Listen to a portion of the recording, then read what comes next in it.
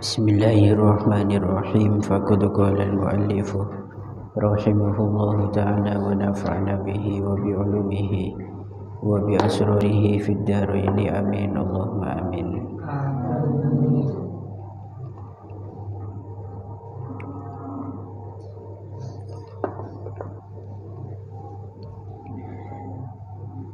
Bismillahirrahmanirrahim. Lakinil asahhu jawazu wasiyati dhimmiyin ila dhimmiyin. Lakinil asahhu tetapine utawi kaul kang luwih bener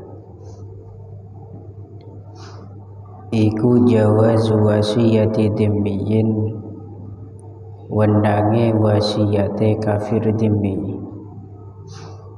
Iku jawazu wasiyati dhimmiyin, wendange wasiyate kafir dhimmi ila dhimmiyin maring kafir dhimmi kang weneh. Ila dhimmiyin maring kafir dhimmi kang weneh. Adlin kang adil fi dinihi ing dalem agamane dhimmiyin. Fi dinihi ing dalem agamane dhimmiyin ala auladihi ing atase pira-pira anake dhimmiyin. Ala auladihi ing atase pira-pira anake dhimmiyin al-kuffari pira-pira kang kafir. Al-kuffari pira-pira kang kafir.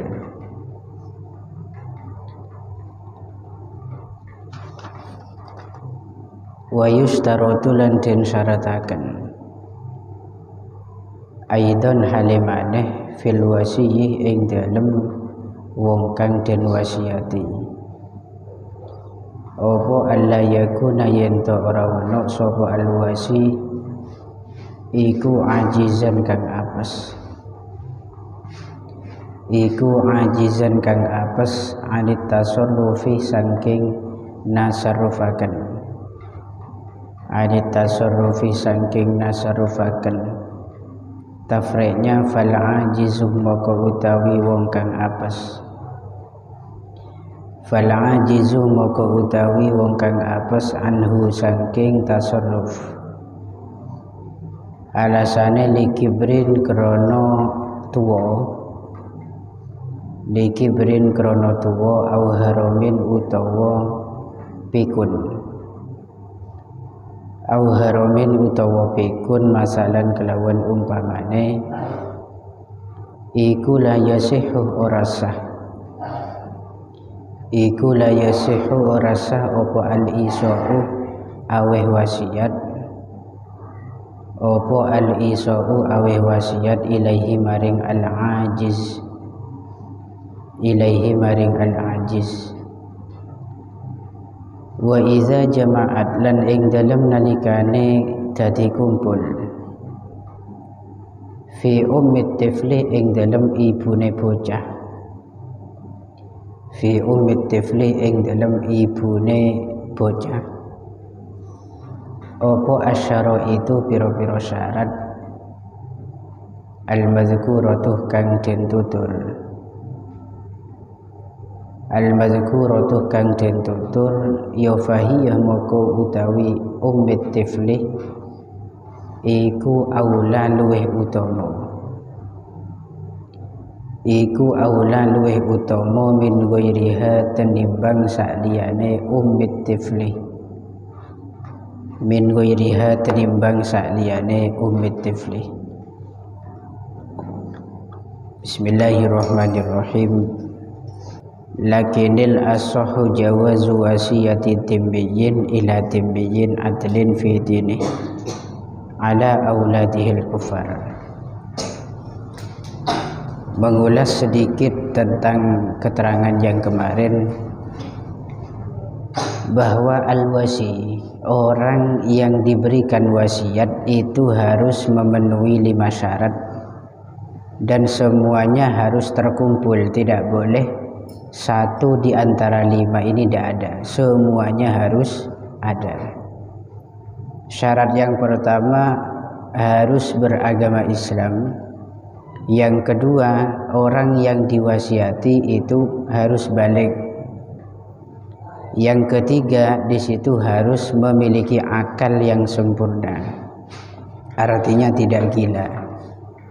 Yang keempat, di situ harus merdeka walaupun hanya sebagian.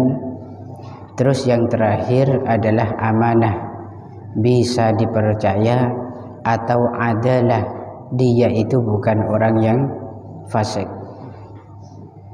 Ini beberapa syarat yang harus dipenuhi oleh al-wasi.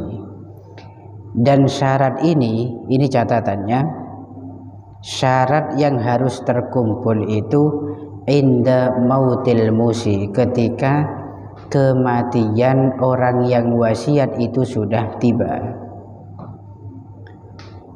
Artinya, kok nanti ada satu kasus orang memberikan wasiat kepada orang lain, yang mana orang lain tersebut itu tidak memenuhi syarat.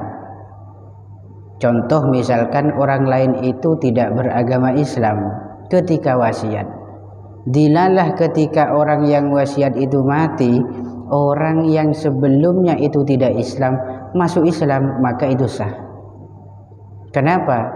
Karena syarat yang 5 ini diiktibar sama syariat ketika di situ sudah meninggal. Siapa yang meninggal? Orang yang wasiat. Bukan pada saat wasiat atau ma bainal wasiyah wal maut gitu gitu. Atau waktu antara wasiat dan kematian. Itu tidak diiktibar. Tidak diperhatikan sareng syariat. Yang diperhatikan di situ ketika orang wasiat sudah meninggal, kok orang yang diwasiati sempurna syarat yang 5 tadi, maka sudah dianggap sah wasiatnya. Paham ya? Jadi pertimbangannya ketika inda mautil musi, ketika kematian orang wasiat di situ sudah tiba. Kemudian tadi kan ada syarat Islam. Lah ini ada kasus lakinil asohu, tapi menurut pendapat yang paling sahih atau asoh, boleh orang yang bergelar kafir dhimmi, dia itu bukan Islam, akan tetapi rela membayar pajak di negara Islam, dilindungi oleh orang-orang Islam.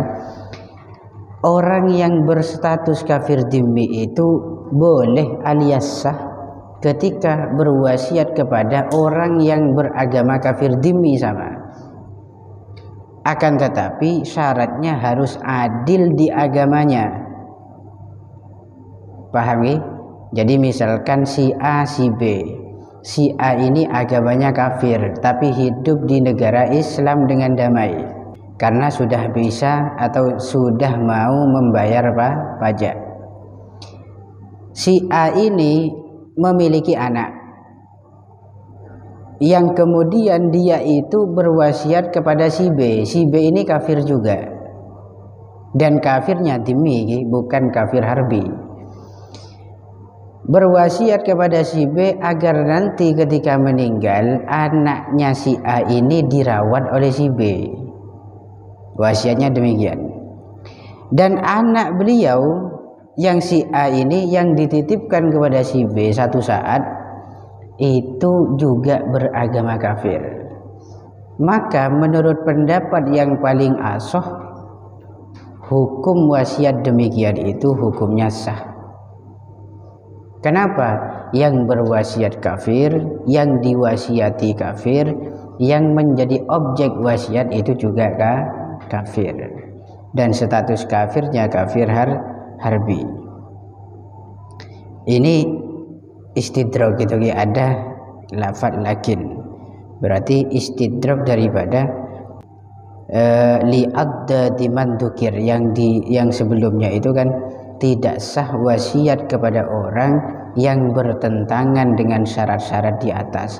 Artinya ternyata masih ada contoh yang diperbolehkan alias disahkan, yaitu orang kafir dhimmi tadi.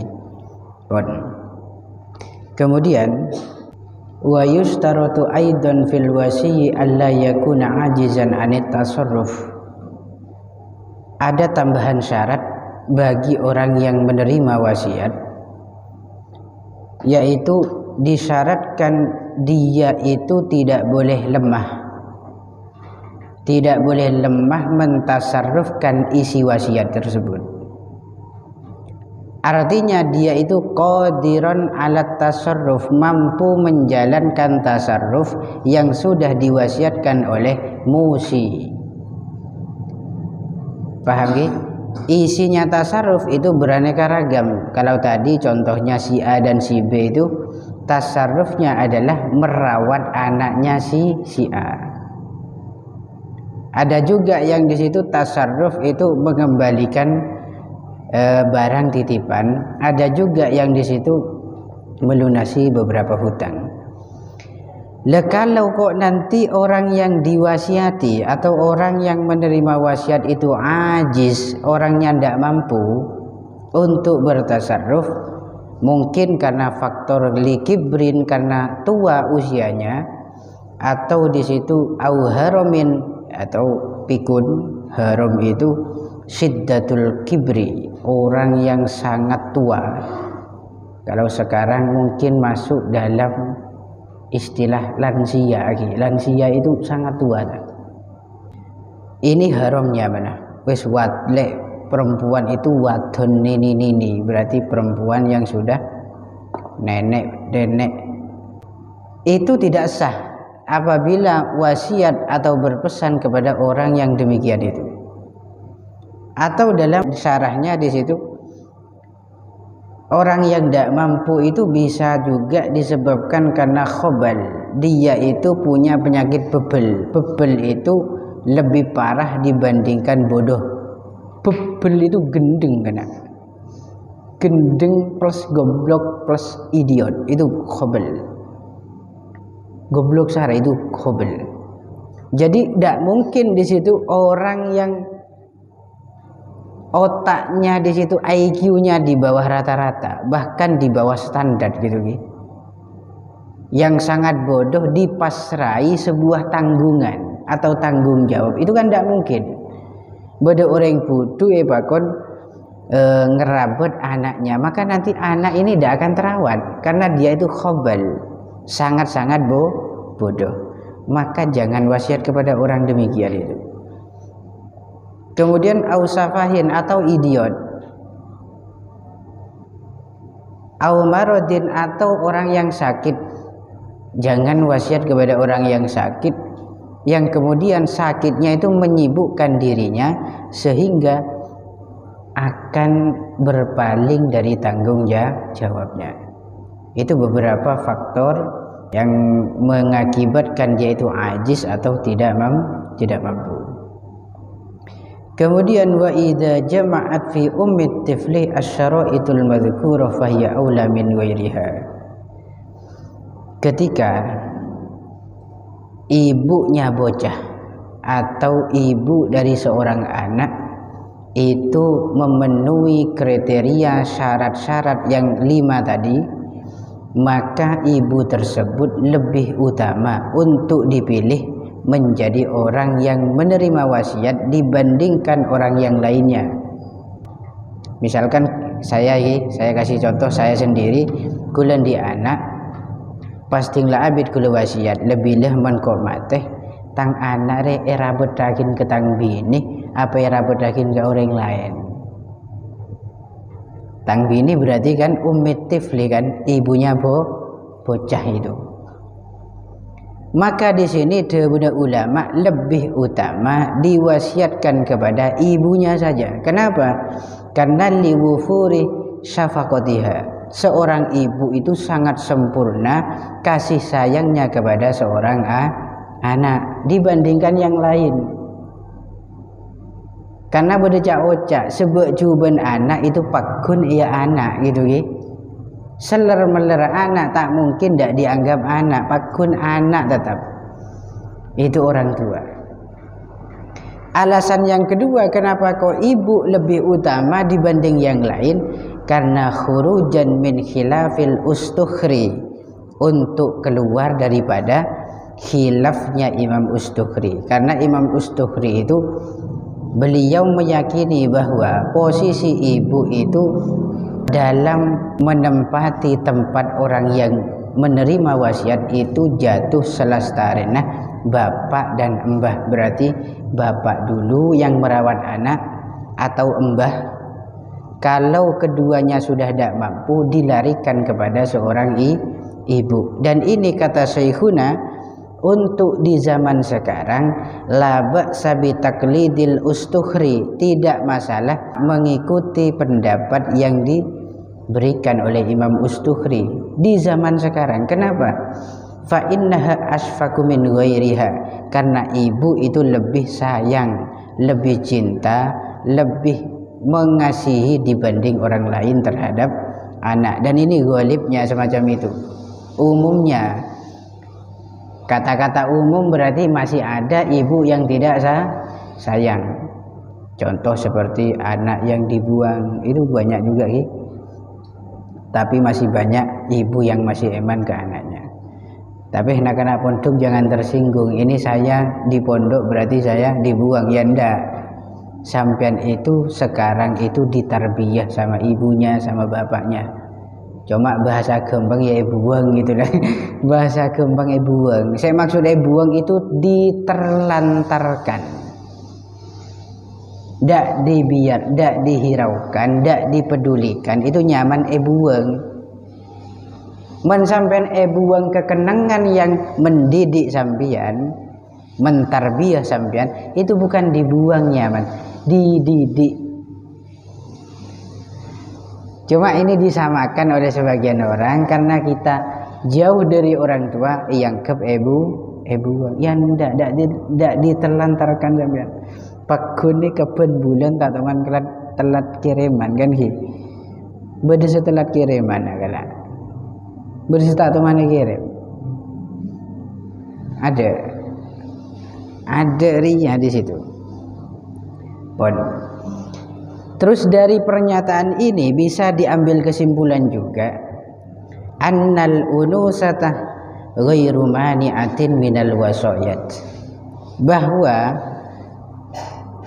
jenis kelamin perempuan itu tidak mencegah dirinya untuk menjadi orang yang menerima wasiat. Artinya tidak disyaratkan orang yang menerima wasiat dari musi itu harus laki-laki, itu tidak ada syarat.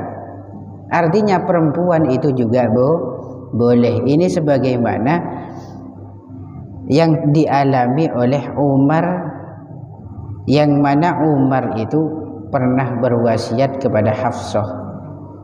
Ini sebagai dalil atau pondasi tendensi kita, cuman orang menerima wasiat itu tidak disyaratkan laki-laki.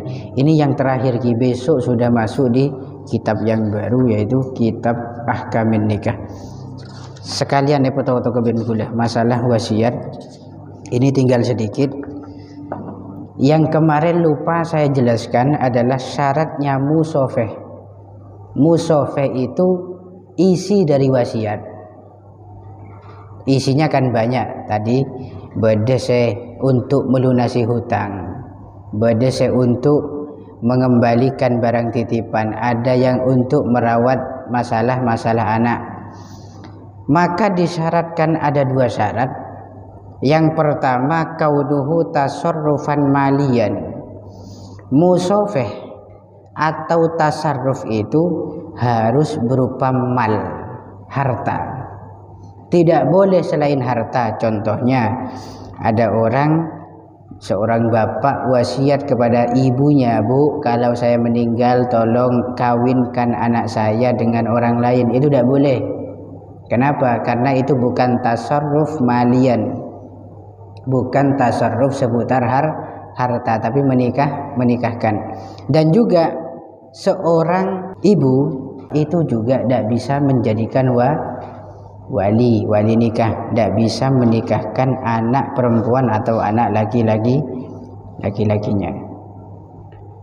Syarat yang kedua, kaunuhu mubahan. Tasarruf yang diberikan kepada orang lain harus mubah, tidak boleh maksiat. Jadi tidak boleh ada wasiat dari seorang bapak misalkan kepada orang lain atau kepada anaknya, nak, nanti ketika saya meninggal tolong bangunkan gereja di tanah itu untuk dijadikan tempat ibadah. Itu tidak boleh.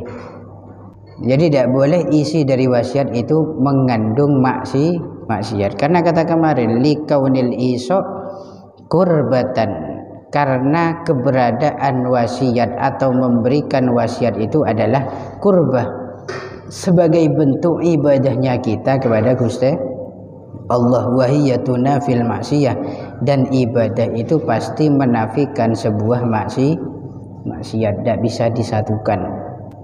Kemudian ada satu kasus di sini, lau khafal wasiyu ala malil yatim. Ini terakhir kan. Apabila nanti ada kekhawatiran dari orang yang nerima wasiat atas harta anak yatim atau sejenisnya, khawatir dari kekuasaan orang-orang yang dolim, maka boleh di situ bagi orang yang menerima wasiat tadi untuk menyelamatkan harta tersebut dengan menyerahkan sebagian atau satu persatu dari harta itu fi sabilidzalik. Jadi boleh di situ bagi orang yang dititipi harta anak yatim, kemudian di situ harta tersebut diancam akan dikuasai oleh orang dolim, maka boleh harta itu nanti diserahkan sedikit untuk menyelamatkan keseluruhan harta tersebut.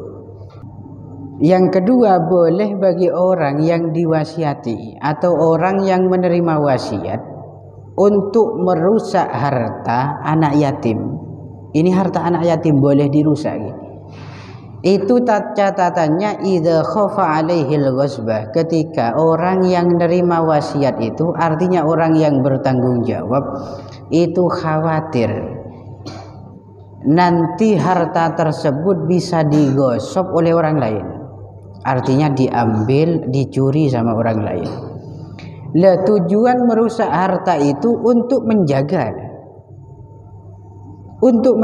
karena ini berdasarkan Al-Quran,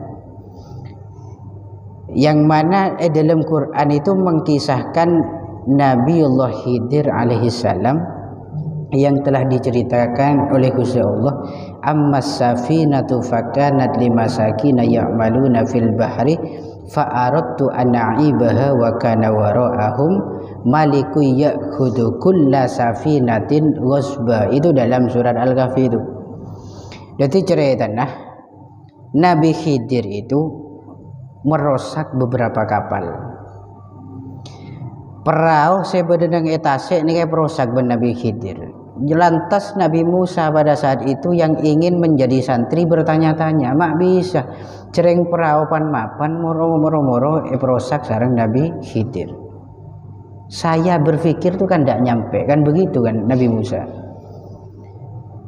Ternyata tujuan daripada Nabi Khidir merusak itu, di belakang sana ada malikun, seorang raja yang tugasnya menggosok kapal, menggosok perahu, mencuri, merampas. Sehingga dengan dirusak itu perahu, maka merusak rencananya seorang raja yang dolim.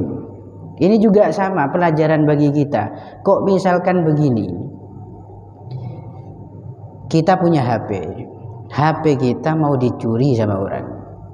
Ini pelajaran gitu. Lantas bagaimana solusi untuk menyelamatkan harta kita berupa HP ini? Jangan dikasihkan. Bagaimana? Tete sekali ya dan malingnya. Itu termasuk mencegah maksiat. Karena pertama sampean memburung orang ini kan ngicok. Yang kedua, mematahkan rencana mereka.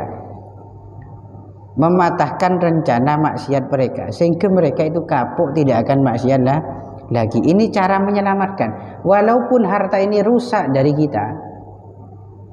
Paham ya? Karena menyelamatkan itu bisa dengan merusak. Selamat, tak kira kecok boleh. Nyamanlah HP rusak. Tapi kita yang tidak selamat, kita yang tidak memiliki HP tersebut pun. Ini beberapa masalah terakhir di dalam bab wasiat. Semoga adanya keterangan dari kemarin mulai bab awal sampai bab akhir nikah bisa difaham. Walaupun saya akuin masih banyak keterangan-keterangan rincinya terkait masalah wasiat yang belum saya sampaikan ke sampean. Karena gula ngokor itu juga ngokor sampean. Artinya ya tidak mungkin. Ini bukan seminar wasiat, tapi ini ngaji gitu ya. Ini ngaji. Bisa disempurnakan nanti kefahamannya di musyawarah atau di beberapa waktu-waktu yang memungkinkan untuk nambah kefahaman. Termasuk bisa dengan banyak tanya nanti ki. Banyak tanya, banyak berfikir ki, banyak belajar, banyak murojaah. Pun Kitabu Ahkamin Nikahi wa ma yata'allaqu bihi wallahu a'lam bishawab. Al-Fatihah. Bismillah.